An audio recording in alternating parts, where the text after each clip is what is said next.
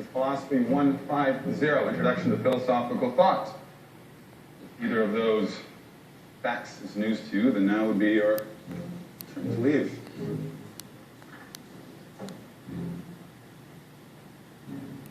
I understand some of you are here to satisfy your liberal arts elective requirements. If you're looking for an easy grade without much work, well then, now would be your turn to leave. So you've now enrolled at a university. You'll be expected to produce university-level work. Now,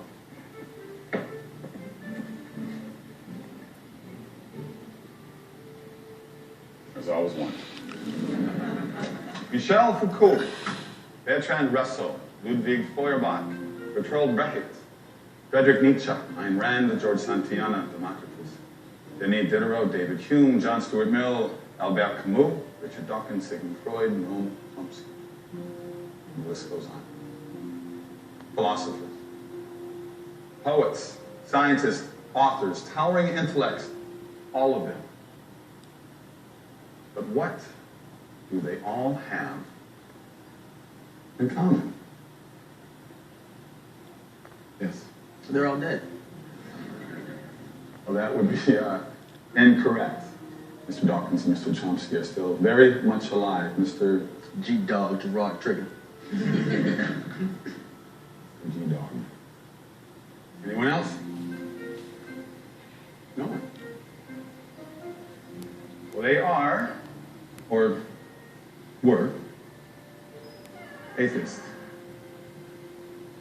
Based on the 16th century French atheisme, from the Greek, theos, meaning God, and from the prefix a, meaning as it always does in Greek, without. In short, each of the thinkers I named took the strong position that there is no God, as opposed to the weak position of agnosticism. Gnostic from the Greek gnosos, to know, and again with the prefix a, meaning to not know, or more accurately, to doubt the existence of a supreme being.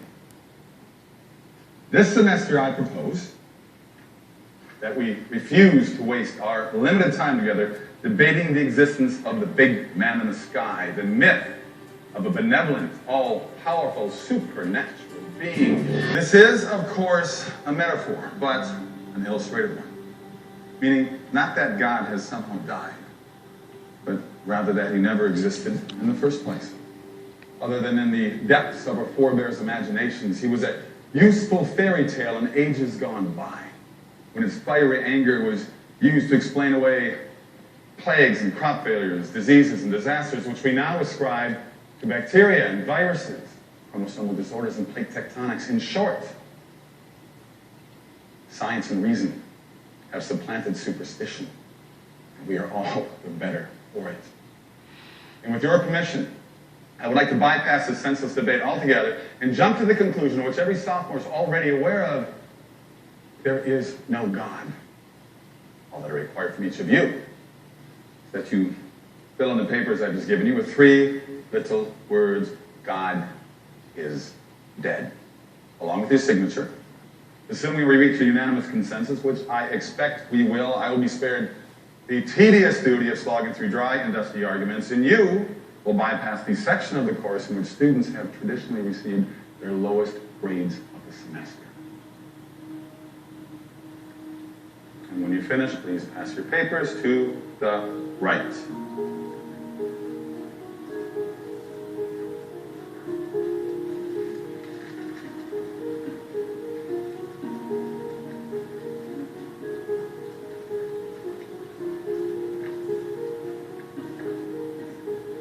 Thank you.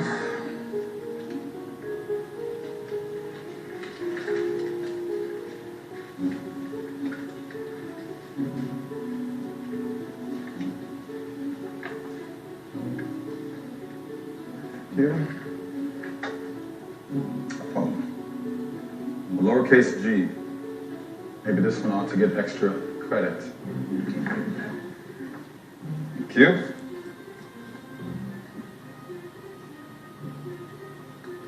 Excuse me, Mr. Wheaton. Josh Wheaton. Mr. Wheaton, is something wrong? Yeah, I can't. I can't do what you want. I'm a Christian. No. You can still go back to your dorm room and sink to your knees and pray at your bedside if you like. What you do in your personal life is your business, but what you do in this class is mine. I can't. All right, Mr. Wheaton. Allow me to explain the alternative. If you cannot bring yourself to admit that God is dead for the purposes of this class, then you will need to defend the antithesis, that God is not dead, and you'll need to do it in front of this class from the podium. And if you fail, as you shall, you will fail this section and lose 30% of your final grade right off the bat. Are you ready to accept that?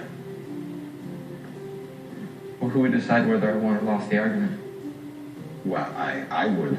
It's not my class, my rules. Grading is my prerogative. No disrespect, but I'm not sure you can be objective. What would you propose?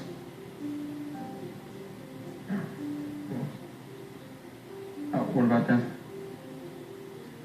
Well, that's interesting, but why would I want to empower them?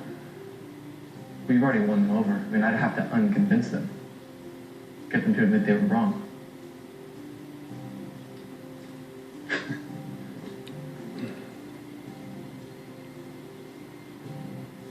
All right. Mr. Wheaton, you'll get 3 sessions, the last 20 minutes of each of the next 3 classes to make your case. I promise to keep my interruptions to a minimum. You may take whatever questions you like from the class, but I will not increase your allotted time. Of course, you'll be responsible for all the other class assignments. But, you could change your mind and bring in your signed statement at our next class, and we'll go forward as though none of this ever happened. The rest of us, having dispensed with primitive superstition, will turn our focus to the issue of being in reality for our next class. Please have read David Hume's The Problems of Induction, Rene Descartes' Discourse on Method, which you may add Bertrand Russell's Why I Am Not a Christian in preparation for Mr. Wheaton's lecture. And thanks for his failure to help us reach a unanimous consensus.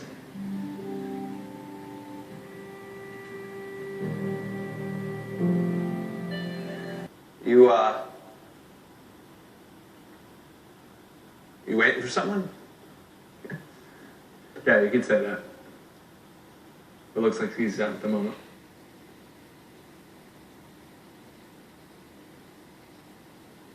Well, maybe that's why he sent me.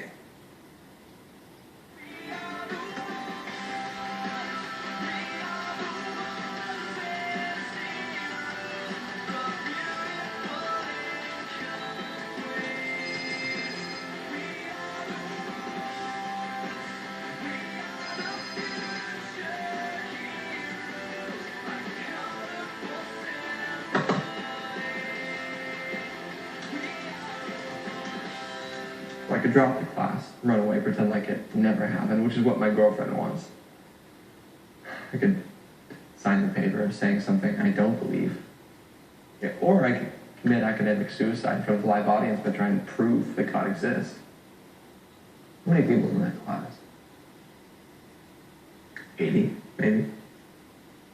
And how many of them do you think would ever step foot in here or any other church for that matter? Well, none, probably. So your acceptance of this challenge, if you decide to accept it, may be the only meaningful exposure to God and Jesus they'll ever have. Yeah. Yeah, I suppose so. Check out Matthew 10, 32 and 33. But that's it? That's all? Yeah. Just a scriptural citation? If you're still undecided after that one, look at Luke 12:48. It can't be that simple. Sure you can. You're here because that still small voice inside you isn't happy with the choices everyone else wants you to make. Personally, I think it's the Holy Spirit talking to you. It's how he interacts with us if we allow him to. All you have to do is decide whether or not you're willing to listen. It's not easy, but it's simple.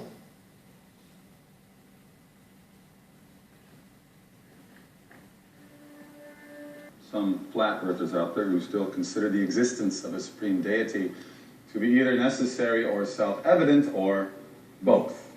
And with that, as previously announced, I will be turning the podium over to Mr. Wheaton, who will be presenting his case in favor of a supreme celestial dictator, otherwise known as God. Mr. Wheaton, are you ready? Podium is yours.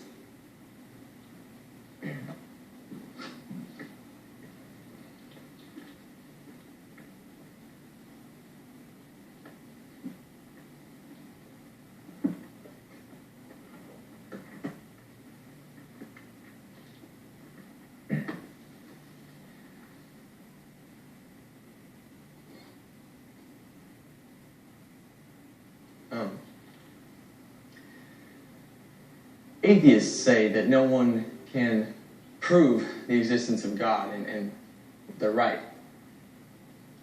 But I say no one can disprove that God exists.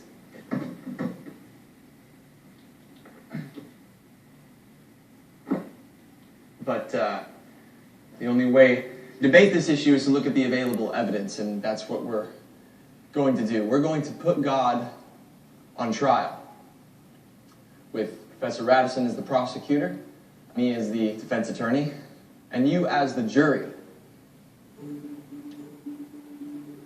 Most cosmologists now agree that the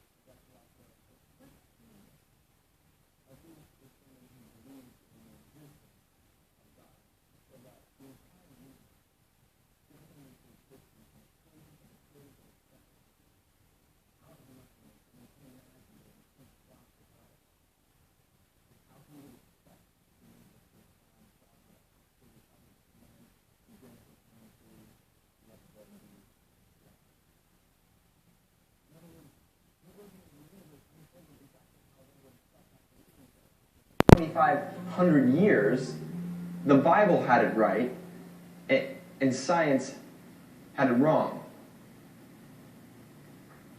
So the earliest you can get here is 5?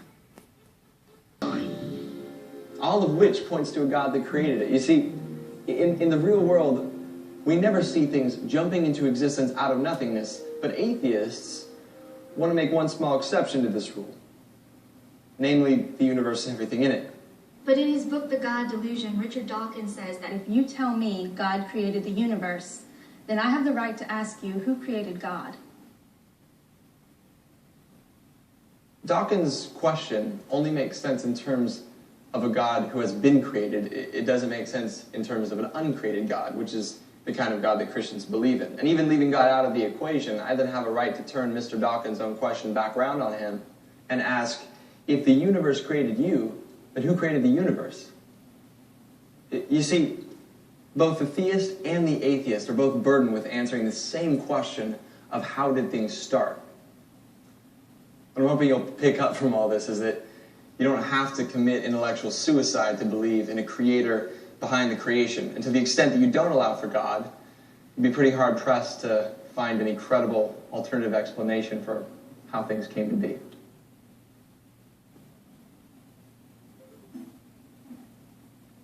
Well, I imagine you're quite pleased with yourself. I see you carefully avoided the fact that Stephen Hawking, the world's most famous scientist, and who is not a theist, has recently come out in favor of a self-designing universe. I haven't avoided it, I just didn't... You just didn't know about it. All right. Well, let's see what Professor Hawking, the occasional professor of physics at Cambridge, who occupies the teaching chair once held by Sir Isaac Newton, has to say about the origin of the universe. And I quote, "Because there's a law such as gravity, the universe can and will create itself from nothing. Spontaneous creation is the reason there is something instead of nothing. Why the universe exists, why we exist. It is not necessary to invoke God to set the universe in motion." End quote. You may have never come across this comment, but it's point to me. How do you answer?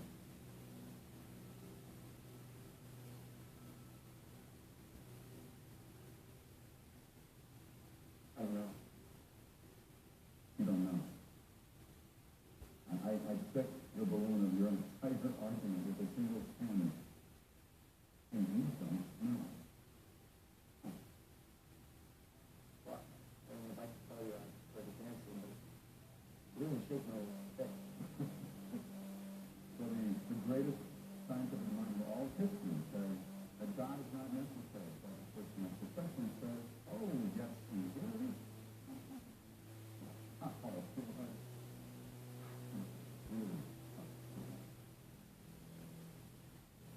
Well, of course, we collected. I was asked a question that I couldn't answer. As Professor Radisson pointed out, Stephen Hawking is an atheist. He also wrote a book called The Grand Design, in which he says the following. Because there is a law such as gravity, the universe can and will create itself from nothing. And to be honest, I did not refute that. I mean, after all, Hawking is clearly a genius. But Professor John Lennox, who teaches mathematics and philosophy, has demonstrated that there are not one, even two, but three errors of logic contained in that one simple sentence, and it all boils down to circular reasoning. Hawking is basically saying that the universe exists because the universe needed to exist, and because the universe needed to exist, it therefore created itself. It's like this. If I say to you that I can prove that Spam is the best tasting food that's ever existed because in all of history no food has ever tasted better, you'd probably look at me strange and say I haven't proven anything, and you'd be right. All I've done is restate my original claim. But when Hawking claims that the universe created itself because it needed to create itself, and then offers that as an explanation as to how and why it was created, we don't immediately recognize that he's doing the same thing. But he is. Prompting Lennox to further comment, nonsense remains nonsense even when spoken by famous scientists. Even though the general public is students, this is the height of freedom. Are you telling me that you, a freshman, are saying that Stephen Hawking is wrong? No. I'm saying that John Lennox, a professor of mathematics and philosophy, has found Professor Hawking's reasoning to be faulty, and I agree with his logic. But if you can't bear to disagree with Hawking's thinking, then I suggest that you turn to page 5 of his book, where he insists philosophy is dead. And if you're so sure Professor Hawking's infallibility and philosophy really is dead, then, well, you really don't have any problem.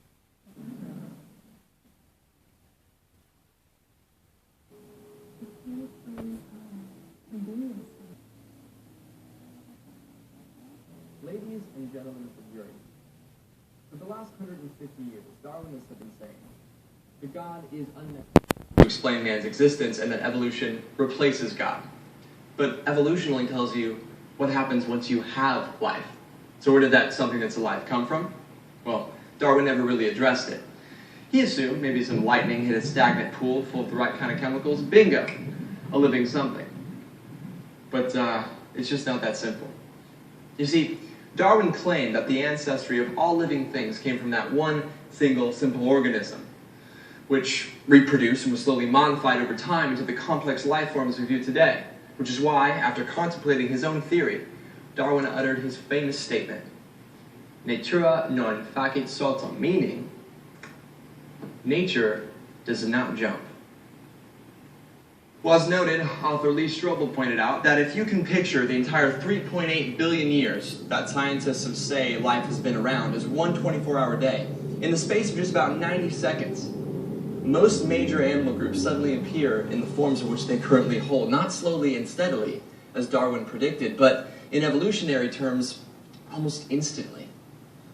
So, nature does not jump becomes nature makes a giant leap. Xanthidus explained this sudden outburst of new biological information. And God said, "Let the water teem with living creatures and let birds fly above the earth across the expanse of the sky." So God created the great creatures of the sea and every living and moving thing with which the water teems according to its kind. And God saw that it was good. Genesis 1:20. In other words, creation happened because God said it should happen. And even what looks to our eyes to be a blind, unguided process could really be divinely controlled from start to finish.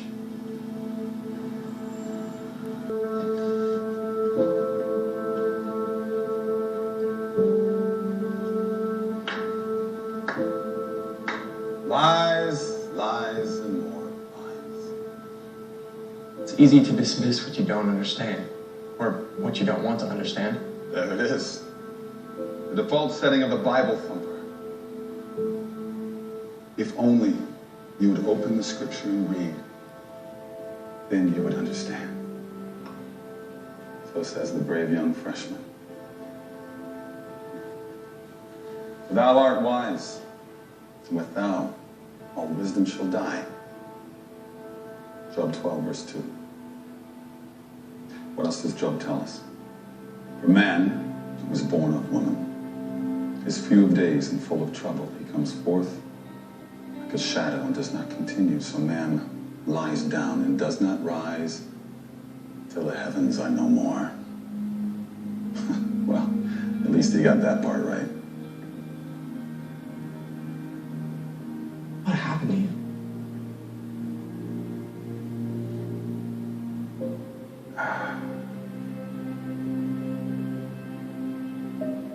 When a 12-year-old watches his mother dying of cancer, it's only natural to beg God for her life.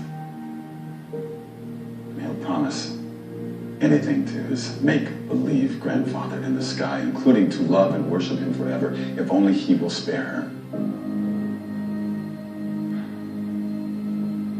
Sometimes the answer is no. Tell that to me the day you lose someone you love. She died believing a lie. She died believing that someone out there loved her even while he was strangling her to death. God who would allow that, he's not worth believing it. That is why, Wheaton, you will find the most committed atheists were once Christians. But we took the blinders off. We saw the world for what it truly is. You see, Shakespeare had it right. Life is really a tale told by an idiot, full of sound and fury and signifying nothing.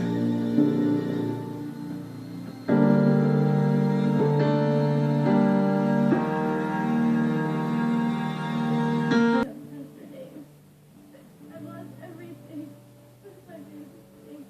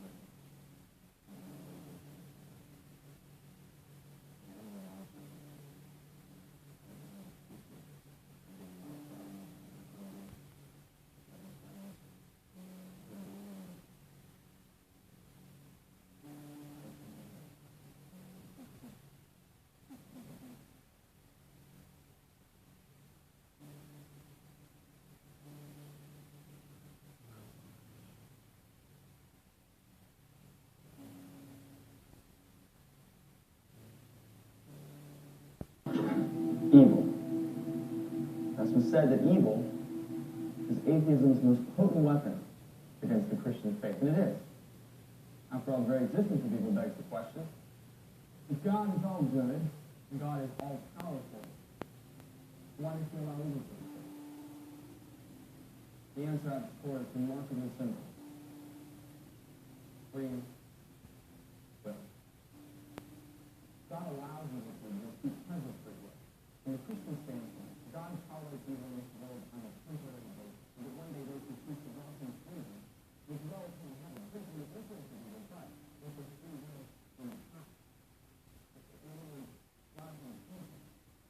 And free will is the only way.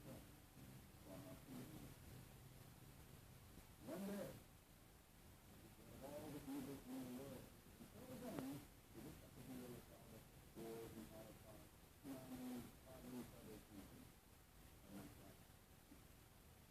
It's the lesson of the moral attitude.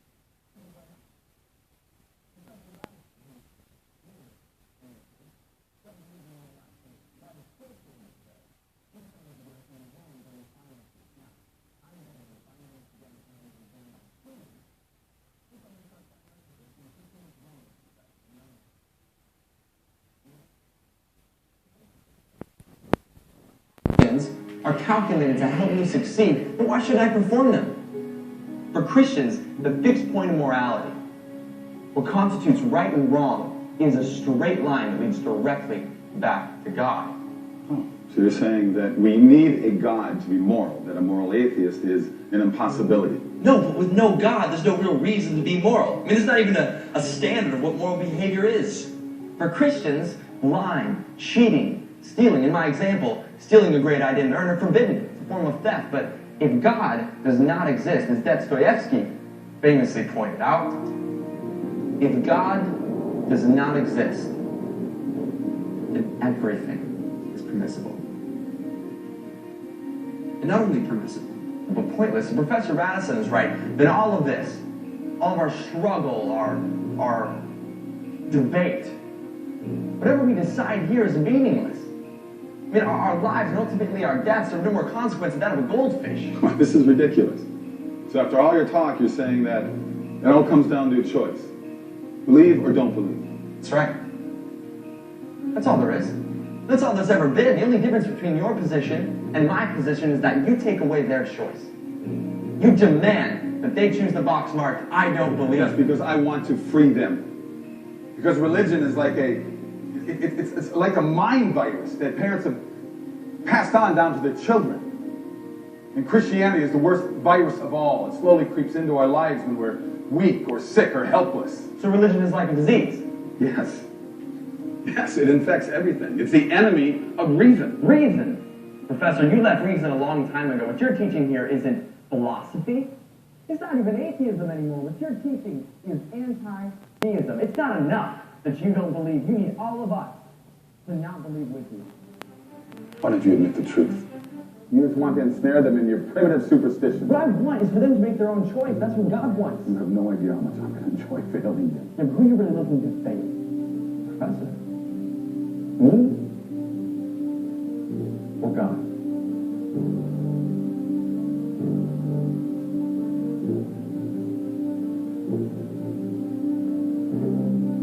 Do you hate God?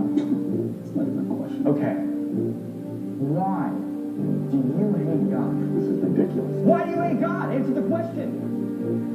You've seen the science and the arguments. Science supports his existence. You know the truth. So why do you hate him? Why? It's a very simple question, Professor. Why do you hate God? Because he took everything away from me. Yes, I hate God. All I have for him is hate.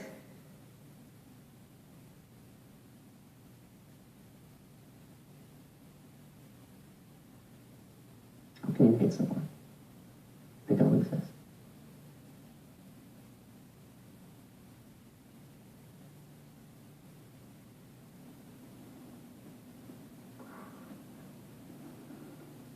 You've proven nothing. Maybe not.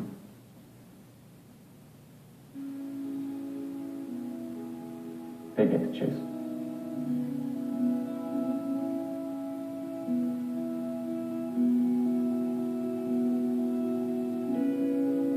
God dead?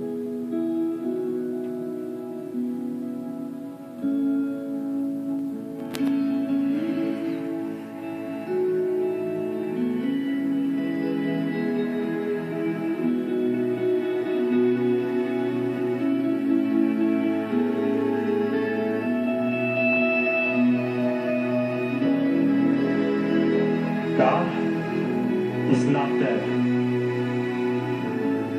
God is not dead. God's not dead. God's not dead. God's not dead. God's not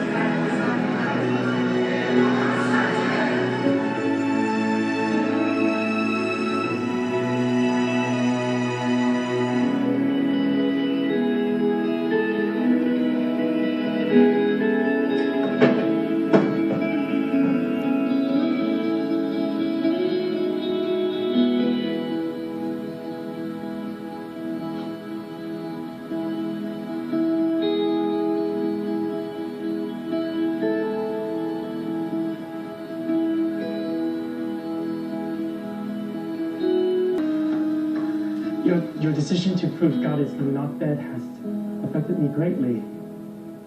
I'm glad. Yes, and it has changed everything. I've decided to follow Jesus. It's pretty important. Hey, you know what? You gotta check this out. Okay, come on.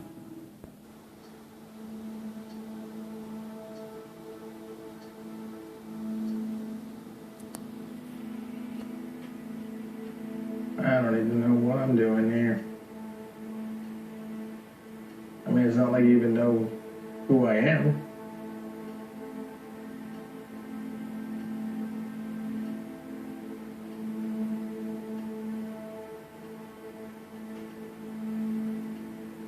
You prayed and believed your whole life. Never done anything wrong. And here you are.